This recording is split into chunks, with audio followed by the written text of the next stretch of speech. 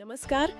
आज हम बात कर रहे हैं एक बहुत ही दिलचस्प विषय पर, प्राचीन कथाओं का सुदर्शन चक्र। हाँ, भगवान विष्णु का वो अस्त्र, तीव्र, सटीक, अजेय। बिल्कुल, जो अपने लक्ष्य को भेद कर ही वापस आता था। उसकी गति, सटीकता, वो चारों दिशाओं से रक्षा करने की क्षमता। हाँ, ये सिर्फ एक हथियार नहीं था, एक तरह से कहें तो अभेद्य सुरक्षा का प्रतीक बन गया था हमारी पौराणिक कथाओं में। और आज के युग में देखें तो पौराणिक राक्षस तो नहीं है, पर खतरा एक नए, शायद ज्यादा भयानक रूप में मौजूद है। आप हाइपरसोनिक मिसाइलों की बात कर रही हैं। हाँ, वही ध्वनि की गति से 5 गुना, 10 गुना या शायद उससे भी तेज। और सिर्फ तेज ही नहीं, तेज तो है ही, पर उनकी वो रास्ता बदलने की क्षमता, वो पैंतरेबाजी, उन्हें रोकना लगभग असंभव सा बना देती है। बिल्कुल, ये पारंपरिक एयर डिफेंस सिस्टम्स के लिए एक बहुत बड़ी चुनौती है। वो सिस्टम जो ज्यादातर एक तय रास्ते पर चलने वाले खतरों के लिए बने हैं। सही कहा। हाँ, कि क्या भारत की जो आधुनिक रक्षा तैयारी है, जिसे हम शायद मजाक में या गंभीरता से सुदर्शन चक्र 2.0 कह सकें, वो इन भविष्य के खतरों से हमारे आसमान को महफूज रख सकती है? और क्या भारत इस जटिल हाइपरसोनिक दौड़ में अपनी जगह बना पा रहा है, या शायद पहले से ही कुछ बढ़त बना चुका है? तो आज हम इसी की गहराई में उतरेंगे। हमारी ये चर्चा आधारित है भारत की वायु रक्षा क्षमताओं के विकास पर हुए शोध और कई लेखों पर। हाँ, हम देखेंगे कि अब भारत ने अब तक क्या हासिल किया है, क्या चुनौतियां हैं, और हाइपरसोनिक युग के लिए वो कितना तैयार है। कोशिश यही है कि पूरी तस्वीर को ठीक से समझें। ठीक है, तो फिर शुरू करते हैं। सुदर्शन चक्र की बात की हमने। गति, सटीकता, multi dimensional protection, quick response, ये गुण थे। और दिलचस्प बात यह है कि आज भी एक प्रभावी एयर डिफेंस सिस्टम के लिए यही सिद्धांत, यही प्रिंसिपल्स मायने रखते हैं। हाँ, ये सिर्फ पौराणिक कल्पना नहीं रही अब। नहीं, बिल्कुल नहीं। ये आधुनिक रक्षा रणनीति के, आप कह सकती हैं, मूल तत्व हैं। और शायद इसी प्रेरणा ने हमें आगे बढ़ाया। जैसे शुरुआती दौर में आकाश मिसाइल सिस्टम आया। हाँ, फिर इजराइल के साथ मिलकर बराक 8 पर काम हुआ। स्वदेशी राडार क्षमताओं पर बहुत जोर दिया गया। ये सब एक बड़े लक्ष्य की तरफ कदम थे। और यहीं से वो आइडिया आया होगा जिसे हम कह रहे हैं मिशन सुदर्शन चक्र। हाँ, मतलब एक ऐसा मल्टी लेयर्ड, पूरी तरह से इंटीग्रेटेड वायु और मिसाइल रक्षा कवच बनाना जो हर तरह के हवाई खतरे से निपट सके। ये प्रतीक से तकनीक तक का सफर है एक तरह से। बिल्कुल, लेकिन जैसा आपने शुरू में कहा, अब चुनौती पहले से कहीं ज्यादा पेचीदा हो गई है। हाँ, ये हाइपरसोनिक खतरे, जरा इन्हें थोड़ा और खोलकर समझाएंगे। ये हाइपरसोनिक आखिर है क्या भला? मैक 5 से ज्यादा रफ्तार तो ठीक है, पर असल में कितने तरह के होते हैं ये? देखिए, मोटे तौर पर हम इन्हें 3 कैटेगरीज में बांट सकते हैं। पहली हैं हाइपरसोनिक क्रूज मिसाइलें। क्रूज मिसाइलें? हाँ, ये अपने जेट इंजन्स, आमतौर पर स्क्रैमजेट इंजन का इस्तेमाल करके लगातार हाइपरसोनिक स्पीड बनाए रखती है। दूसरी है हाइपरसोनिक ग्लाइड व्हीकल, यानी HGV। हाँ, इनको पहले एक रॉकेट बूस्टर काफी ऊपर, लगभग अंतरिक्ष के किनारे तक ले जाता है। फिर ये व्हीकल अलग होकर वायुमंडल में वापस आता है और बिना इंजन के, मतलब ग्लाइड करते हुए, अपने टारगेट तक पहुंचता है। अच्छा, ग्लाइड करते हुए। और तीसरी है anti ship ballistic missile, ASBMs। ये अपने आखिरी चरण में हाइपरसोनिक गति पकड़ सकती हैं और जहाजों जैसे चलते फिरते लक्ष्यों को भी निशाना बना सकती हैं। और इनकी वो कौन सी खासियतें हैं जो इन्हें पारंपरिक मिसाइलों से अलग और ज्यादा खतरनाक बनाती हैं? सिर्फ रफ्तार तो है ही, जाहिर है। मैक 5 या उससे ज्यादा बहुत तेज होता है, लेकिन उससे भी ज्यादा खतरनाक है इनकी पैंतरेबाजी की क्षमता, खासकर HGV की। पैंतरेबाजी मतलब रास्ता बदलना? हाँ, बिल्कुल। देखिए, पारंपरिक बैलिस्टिक मिसाइल एक तयशुदा परवलयाकार रास्ते पर चलती है। जैसे आपने कोई पत्थर फेंका हो, उसका रास्ता आप काफी हद तक अंदाजा लगा सकते हैं। हाँ, ठीक है। लेकिन HGV जब वायुमंडल में नीचे आकर ग्लाइड करता है तो वो अपना रास्ता बदल सकता है, दाएं बाएं मुड़ सकता है। इसे ऐसे समझें कि एक सीधी फेंकी गई गेंद को कैच करना आसान है, हाँ, बजाय उस गेंद के जो हवा में लहराते हुए या अचानक दिशा बदलते हुए आपकी तरफ आ रही है। अच्छा, ये तो वाकई बहुत मुश्किल है, ट्रैक करना और इंटरसेप्ट करना। और आपने कहा ये नीचे उड़ते हैं, इसका क्या मतलब? हाँ, HGV अपने ग्लाइड फेज में वायुमंडल के ऊपरी हिस्से में होते हैं, लेकिन पारंपरिक बैलिस्टिक मिसाइलों के रास्ते से काफी नीचे।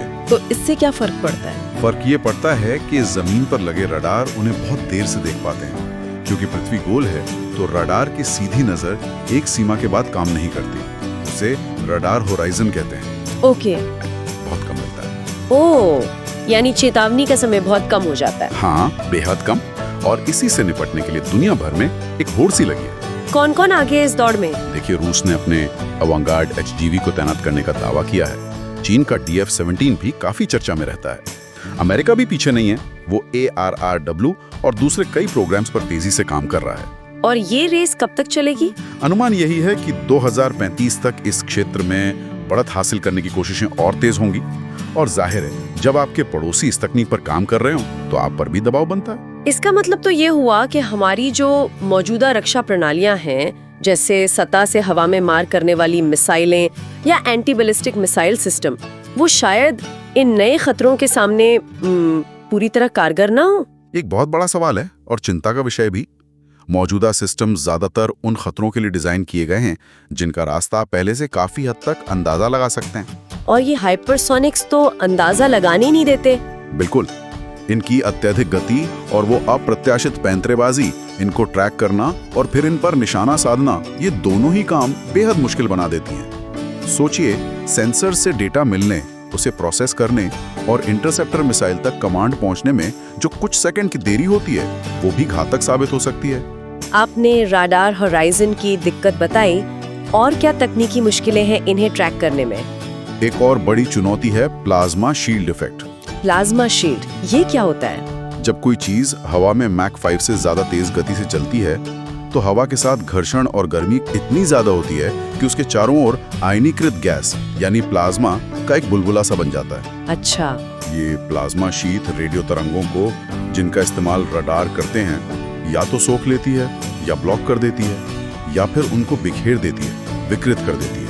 यानी राडार के लिए वो चीज कुछ देर के लिए अदृश्य हो सकती है। हाँ, या धुंधली हो सकती है, मतलब ट्रैकिंग में दिक्कत आती है। इसके अलावा सटीक ट्रैकिंग के लिए अक्सर बाहरी स्रोतों पर निर्भर रहना पड़ता है, जैसे दूर लगे बड़े रडार या शायद सैटेलाइट। इससे पूरा सिस्टम और भी जटिल हो जाता है, कोऑर्डिनेशन मुश्किल हो जाता है। ये तो वाकई गंभीर चुनौतियां हैं।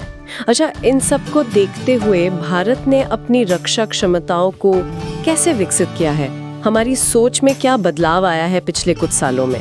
बदलाव तो आया है और काफी बड़ा बदलाव आया है। एक बड़ा रणनीतिक मोड़ शायद कारगिल युद्ध 1999 के बाद आया। हाँ, तब महसूस हुआ होगा कि आधुनिकीकरण कितना जरूरी है। बिल्कुल, और खास तौर पर स्वदेशीकरण पर जोर बढ़ा।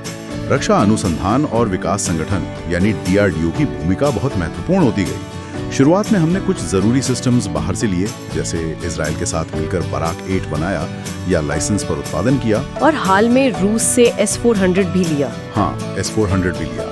लेकिन इसके साथ साथ स्वदेशी सिस्टम्स के विकास पर निवेश लगातार बढ़ता गया। इलेक्ट्रॉनिक्स में, इलेक्ट्रॉनिक वॉरफेयर EW में, रडार तकनीक में और बेशक मिसाइल प्रोग्राम्स में। कुछ मुख्य स्वदेशी सिस्टम्स के नाम लेंगे जिन्होंने हमारी क्षमता बढ़ाई है? जरूर। आकाश मिसाइल प्रणाली एक बहुत अच्छा उदाहरण है। ये मीडियम रेंज की SAM प्रणाली है, कई सालों से सेवा में है। और इसके नए वर्जन भी आ रहे हैं। हाँ, इसके लगातार उन्नत संस्करण विकसित किए जा रहे हैं, जैसे आकाश NG नेक्स्ट जनरेशन, जिनमें बेहतर रेंज है, सटीकता है और ज्यादा आधुनिक रडार हैं। फिर बराक 8 है, जिसे LRSAM भी कहते हैं। ये तो जॉइंट वेंचर था। हाँ, इजराइल के साथ। ये नौसेना और वायुसेना दोनों के लिए बहुत महत्वपूर्ण है। ये कई तरह के हवाई खतरों से निपट सकता है। और छोटी दूरी के लिए? हाँ, रक्षा की परतें बनाने के लिए ये भी जरूरी है। तो छोटी दूरी के खतरों से निपटने पर भी ध्यान दिया गया है, जैसे VS शोरार्ड्स। VS शोरार्ड मतलब? Very short range air defence system. ये कंधे से दागी जाने वाली मिसाइलें होती हैं, कम दूरी के खतरों के लिए। और फिर है QRSAM, यानी quick reaction surface to air missile. जैसा नाम से ही लग रहा है, तेजी से प्रतिक्रिया देने के लिए। एकदम सही। हाल ही में एक integrated air defence weapon system IADWS का परीक्षण भी हुआ था। उसमें QRSAM, VS शोरार्ड्स और यहाँ तक कि एक directed energy weapon DEW prototype का कॉम्बिनेशन इस्तेमाल किया गया। अरे वाह, DEW भी, लेजर वगैरह। हाँ, ये भविष्य की एकीकृत लड़ाई का एक संकेत देता है। अच्छा, अब S-400 की बात करते हैं। इसकी बहुत चर्चा होती है। वो इस पूरी तस्वीर में कहाँ फिट होती है? क्या वो हाइपरसोनिक का जवाब है? देखिए, S-400 एक बहुत ही सक्षम लंबी दूरी की वायु रक्षा प्रणाली है, इसमें कोई शक नहीं। हाँ। और इसकी तैनाती से भारत की एयर डिफेंस कैपेबिलिटीज में निश्चित रूप से बहुत इजाफा हुआ है। लेकिन दो बातें समझना जरूरी है। क्या? पहली, ये मूल रूप से पारंपरिक हवाई खतरों के लिए ज्यादा प्रभावी है। जैसे लड़ाकू विमान, क्रूज मिसाइलें या फिर सामान्य बैलिस्टिक मिसाइलें। हाइपरसोनिक ग्लाइड व्हीकल्स जैसे अत्यधिक पैंतरेबाज लक्ष्यों को भेदने में इसकी भी अपनी सीमाएं हो सकती हैं। अच्छा, और दूसरी बात? दूसरी बात ये कि ये हमें एक महत्वपूर्ण तकनीक के लिए विदेशी सप्लायर पर निर्भर बनाती है, जो लंबे समय में शायद आदर्श स्थिति नहीं है। तो फिर समाधान क्या है? क्या भारत इन सब सिस्टम्स को जोड़कर कुछ बना रहा है? आपने एकीकृत वायु रक्षा प्रणाली IADS का जिक्र किया था। हाँ बिल्कुल, IADS का मतलब यही है, एक नेटवर्क बनाना जिसमें रक्षा की कई परतें हों। Multi layer defence. कैसे? सबसे नजदीकी खतरों के लिए VSARODS, थोड़ी दूरी के लिए QRSM और आकाश, और लंबी दूरी के लिए S-400, और भविष्य में आने वाला जो स्वदेशी सिस्टम आएगा जैसे प्रोजेक्ट कुशा। तो ये सिर्फ मिसाइलें नहीं है? नहीं, बिल्कुल नहीं। इसमें आसमान में उड़ते हमारे अपने अर्ली वार्निंग एयरक्राफ्ट भी शामिल हैं, AWAC जिन्हें कहते हैं, जैसे नेत्रा, और भविष्य में आने वाला नेत्रा MK2। ये आसमान में गश्त लगाते हुए दूर तक नजर रखते हैं, आंख की तरह। हाँ, आसमान में आंख। फिर जमीन पर लगे रडारों का एक बहुत बड़ा नेटवर्क है। इन सब से जो जानकारी मिलती है उसे एक जगह लाया जाता है, और फिर उसका विश्लेषण होता है और सही निशाने पर सही समय पर सही हथियार दागने का फैसला लिया जाता है।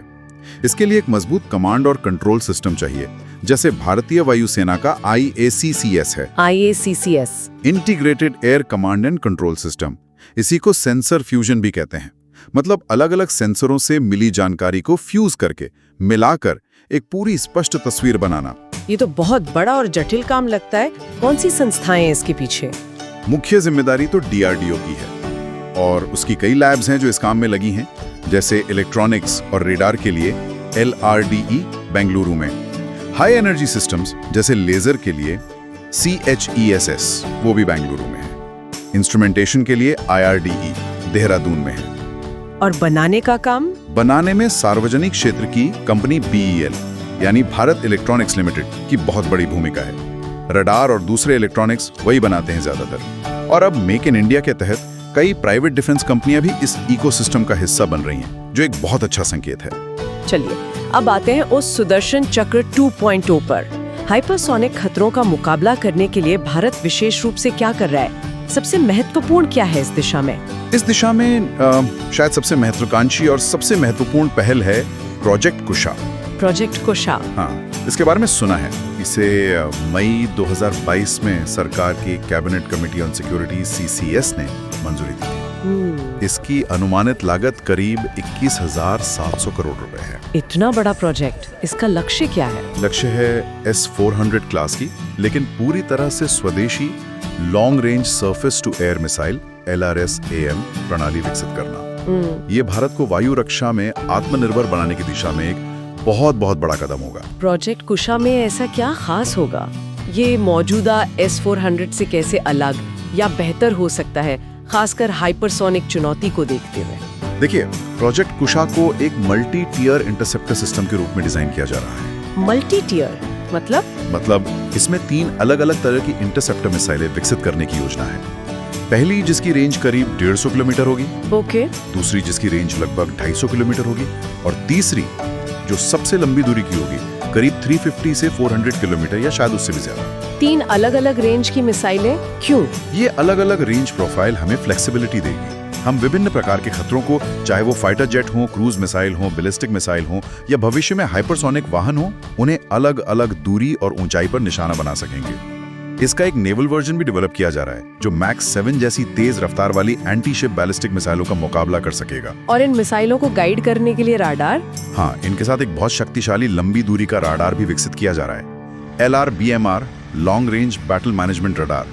कहा जा रहा है कि इसकी डिटेक्शन रेंज 500 किलोमीटर से भी ज्यादा होगी। 500 किलोमीटर? जी हाँ। और ये राडार और मिसाइलें भारतीय वायुसेना के ISCCS नेटवर्क के साथ पूरी तरह से इंटीग्रेटेड होंगी। इनमें लेटेस्ट सीकर टेक्नोलॉजी होगी, बहुत फुर्तीले किल व्हीकल होंगे जो सीधे टारगेट से टकराकर उसे नष्ट करते हैं। और AI का भी इस्तेमाल होगा? हाँ, संभवतः आर्टिफिशियल इंटेलिजेंस आधारित डिसीजन सपोर्ट सिस्टम का भी उपयोग किया जाएगा, ताकि रिएक्शन टाइम कम हो और निशाना एकदम सटीक लगे। ये सुनने में तो बहुत ही प्रभावशाली लग रहा है। ये सिस्टम कब तक तैयार हो सकता है अंदाजन? देखिए, अभी तक जो जानकारी पब्लिक डोमेन में है उसके अनुसार प्रोटोटाइप 2026-27 तक तैयार होने की उम्मीद है। अच्छा। उसके बाद यूजर ट्रायल्स होंगे जिसमें 1 से 3 साल लग सकते हैं।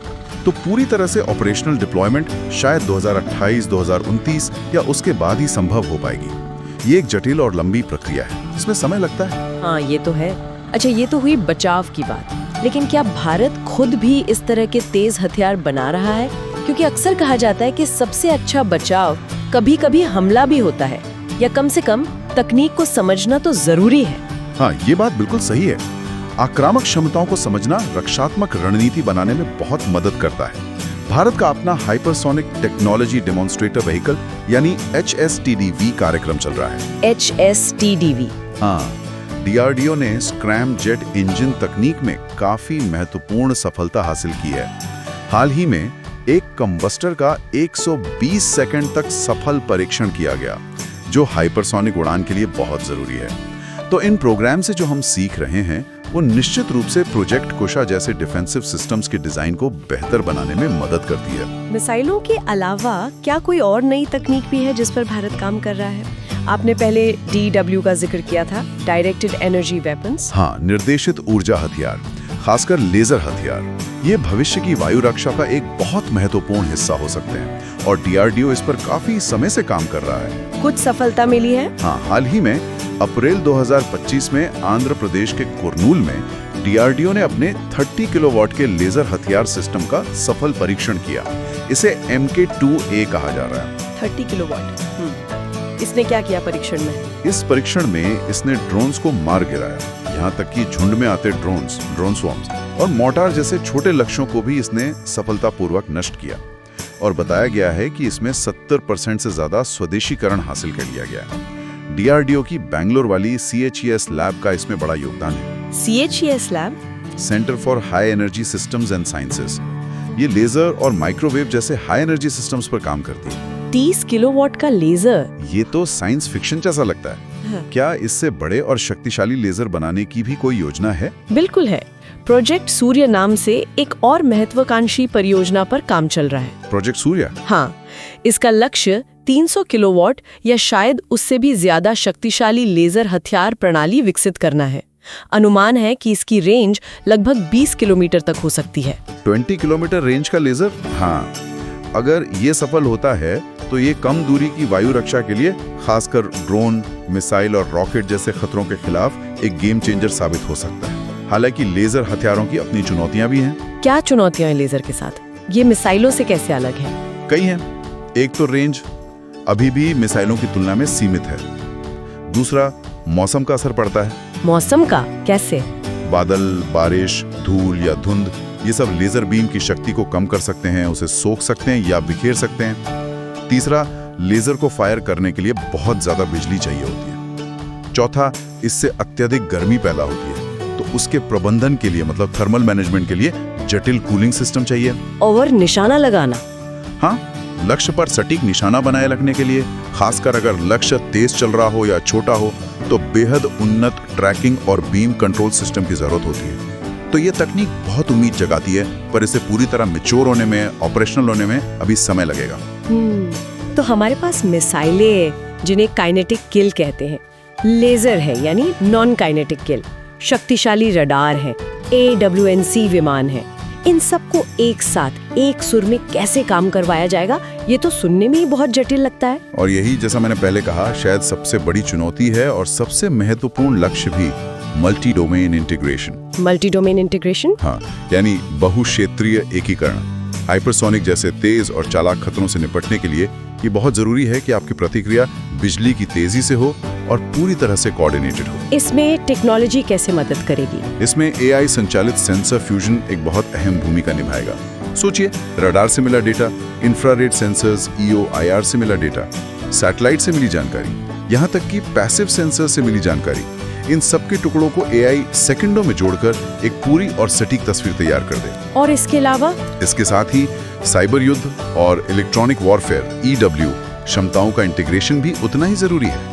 EW मतलब दुश्मन के रडार को जाम करना, उसे झूठे सिग्नल भेजकर धोखा देना, स्पूफिंग, या दुश्मन के कम्युनिकेशन को बाधित करना। अंतरिक्ष में जो हमारी सैटेलाइट्स है वो निगरानी, शुरुआती चेतावनी और ट्रैकिंग में महत्वपूर्ण भूमिका निभाएंगी। तो जमीन, हवा, समुद्र, अंतरिक्ष, साइबर सब जुड़ जाएंगे। हाँ, इन सभी डोमेन की संपत्तियों को IACS जैसे एकीकृत कमांड और नियंत्रण नेटवर्क के जरिए जोड़ना होगा, ताकि जानकारी का प्रवाह बिना रुके हो और फैसले तुरंत लिए जा सकें। भविष्य में शायद हम देखेंगे कि किसी एक खतरे से निपटने के लिए काइनेटिक यानी मिसाइल और नॉन काइनेटिक यानी लेजर या EW हमलों का एक मिला-जुला समन्वित इस्तेमाल किया जा रहा है। तो अगर हम पूरी तस्वीर को समेटें, प्रोजेक्ट कुशा की महत्वाकांक्षा, लेजर हथियारों पर काम, मल्टी डोमेन इंटीग्रेशन पर जोर, तो भारत इस हाइपरसोनिक दौड़ में कहाँ खड़ा नजर आता है? क्या हम तैयार हैं? देखिए, ये कहना कि भारत ने चुनौती पर पूरी तरह काबू पा लिया है, ये शायद जल्दबाजी होगी। हाइपरसोनिक डिफेंस एक बहुत ही मुश्किल काम है पूरी दुनिया के लिए। हाँ, ये तो है। लेकिन ये स्पष्ट है कि भारत दुनिया की सबसे उन्नत और स्वदेशी वायु एवं मिसाइल रक्षा प्रणालियों में से एक विकसित करने के लिए पूरी गंभीरता से और काफी तेजी से प्रयास कर रहा है। प्रोजेक्ट कुशा अगर अपने घोषित लक्ष्यों को हासिल करता है तो ये भारत को उन चुनिंदा देशों के एलीट क्लब में खड़ा कर देगा जिनके पास ऐसी क्षमताएं हों। और लेजर हथियार और मजबूत इंटीग्रेशन क्षमताएं इसे और धार देंगी। तो हम सही रास्ते पर हैं, लेकिन रास्ता लंबा और चुनौतीपूर्ण है। और इसके रणनीतिक मायने क्या होंगे? अगर भारत ये क्षमता हासिल कर लेता है तो देश के लिए इसका क्या मतलब होगा? इसके कई गहरे रणनीतिक निहितार्थ होंगे। सबसे पहला और सबसे महत्वपूर्ण है आपकी निवारक क्षमता यानी डिटरेंस में भारी इजाफा।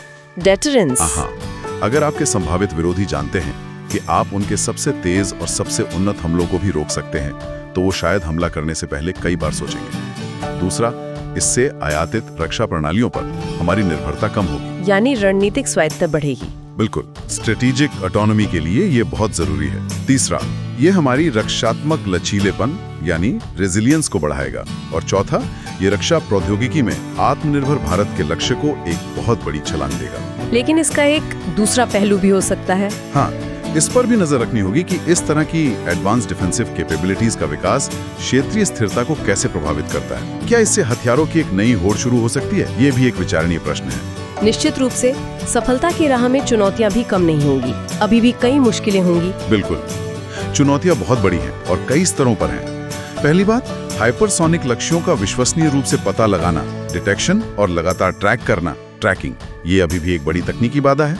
जैसा हमने बात की, प्लाज्मा शीट, पैंतरेबाजी, कम रिएक्शन टाइम, सेंसर पर वायुमंडलीय प्रभाव, ये सब मुश्किलें पैदा करते हैं। और इंटरसेप्टर मिसाइल? हाँ, इंटरसेप्टर मिसाइल तकनीक को और विकसित करना होगा। वो जो किल व्हीकल है उसे न केवल अविश्वसनीय रूप से तेज होना होगा, बल्कि अत्यधिक फुर्तीला, अजाइल भी होना होगा, ताकि वो टारगेट की पैंतरेबाजी का मुकाबला कर सके।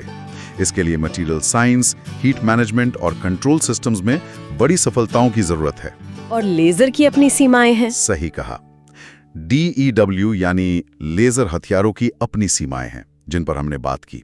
रेंज, मौसम पर निर्भरता, बिजली की जरूरतें, कूलिंग, सटीकता। और शायद सबसे बड़ी चुनौती इन सभी अलग अलग टुकड़ों को दर्जनों तरह के सेंसर, मिसाइलें, laser, command centre, satellite, cyber और EW सिस्टम, इन सबको एक साथ एक कोहेरेंट, स्वचालित और प्रभावी प्रणाली के रूप में काम करवाना है। ये इंटीग्रेशन और कोऑर्डिनेशन की चुनौती पहाड़ जैसी है और यही सफलता की असली कुंजी होगी। तो हम कह सकते हैं कि वो प्राचीन सुदर्शन चक्र की जो अवधारणा थी, जो कभी सिर्फ एक कहानी या प्रतीक लगती थी, वो आज भारत के लिए एक तरह से भविष्य की रक्षा प्रौद्योगिकी का रोड मैप बन गई है। हाँ, कह सकते हैं। अस्तित्व की लड़ाई में प्राचीन प्रेरणा और आध्यात्मिक तकनीक का संगम। हाँ, बिल्कुल, इसे इस तरह से देखा जा सकता है। ये उस निरंतर खोज का प्रतीक है कि कैसे बदलते हुए खतरों के सामने अपनी रक्षा को अभेद्य बनाया जाए, सुरक्षित रखा जाए। जाते जाते अपने श्रोताओं के लिए एक विचार छोड़ते हैं। ये जो उन्नत रक्षात्मक क्षमताएं भारत विकसित कर रहा है, और शायद इनसे जुड़े भारत के अपने आक्रामक हाइपरसोनिक कार्यक्रम भी, ये सिर्फ आने वाले खतरों को रोकना ही नहीं, बल्कि आने वाले दशकों में विश्व मंच पर भारत की रणनीतिक स्थिति, उसके प्रभाव और उसकी भूमिका को किस तरह से नया आकार दे सकती हैं। इस पर सोचिएगा जरूर।